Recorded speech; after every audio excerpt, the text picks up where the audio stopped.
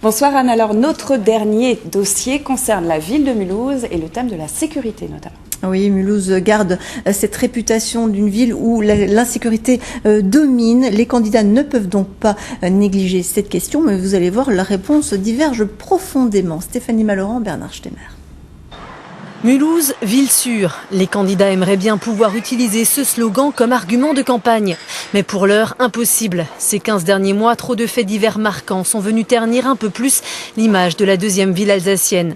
On retient en particulier la nuit de la Saint-Sylvestre 2013. Voiture brûlée, caillassage de pompiers et 4 jours plus tard, une attaque au cocktail Molotov d'un tram dans le quartier des Coteaux.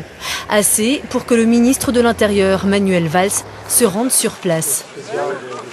Il n'y a rien qui change, il n'y a rien qui change. Ça change, et ce qui change, c'est qu'on n'acceptera pas de tels agissements. Croyez-moi, aucun agissement. Et pour que ça change, le ministre apporte 2 solutions. La création de zones de sécurité prioritaires dans les quartiers sensibles et aussi la mise en place de 50 à 150 CRS dont la mission est de contrôler et d'interpeller.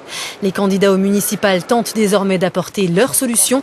Le Front National propose notamment de faire payer les casseurs. Ces gens-là doivent comprendre les conneries qu'ils ont fait et ce qu'ils font à la population en réparant ce qu'ils ont fait. Pourquoi pas les faire repeindre les tags qu'ils ont fait? Pourquoi pas les attribuer à Solea pour réparer les bus qu'ils ont cassés, pour réparer le tram qu'ils ont fait flamber?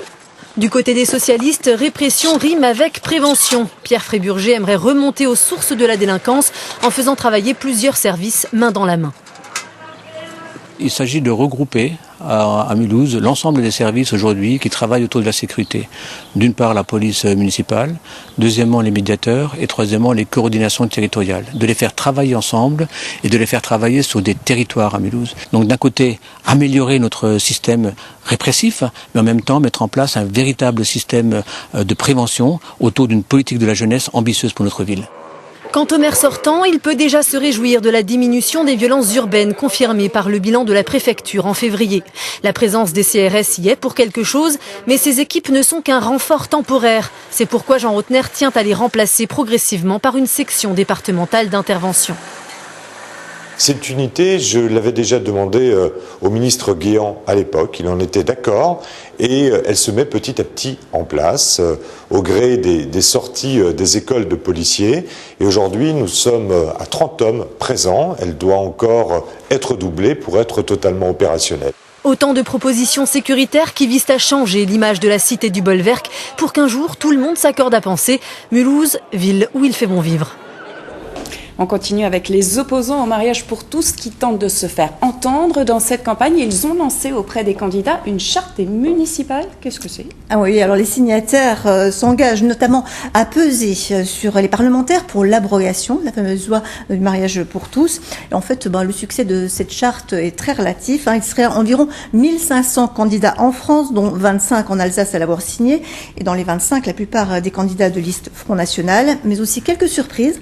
Ainsi, 2 colistiers de François Loos à Strasbourg ont signé. Ils nous ont fait savoir qu'il s'agissait d'une prise de position personnelle qui n'engageait pas la liste. Encore plus étonnant, un certain Jean-Emmanuel Robert, qui est lui aussi donc signataire et colistier de Fabienne Keller. Or, Fabienne Keller est la seule sénatrice UMP à avoir voté en faveur du mariage pour tous. Nous avons demandé aux intéressés des explications sur cette contradiction.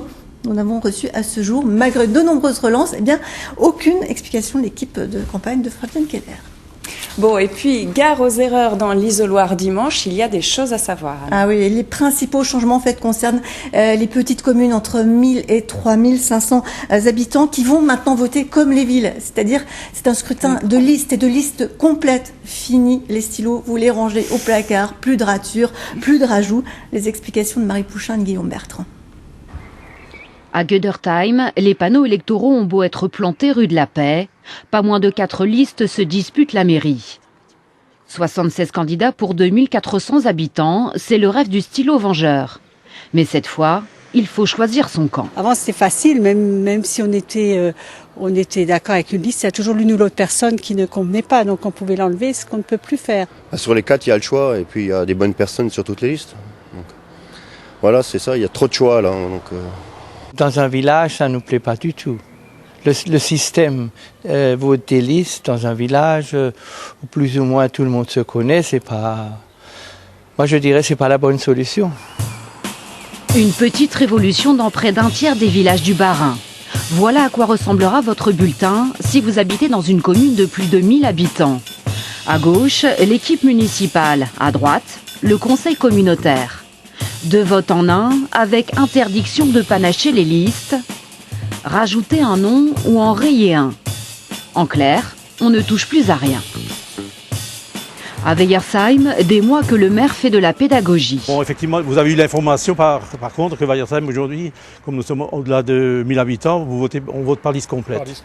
Avec une seule liste ici, moins de risque d'erreur. Ce qu'ils redoutent dimanche, ce sont moins les bulletins nuls que l'abstention. Il y a des personnes qui m'ont dit je connais votre liste, l'une ou l'autre personne peut-être me conviennent pas, alors je vais les rayer. Alors j'ai expliqué qu'on ne peut pas rayer des personnes sur une liste, sinon on la rend nulle. Alors il dit probablement, si c'est comme ça, on vote pas.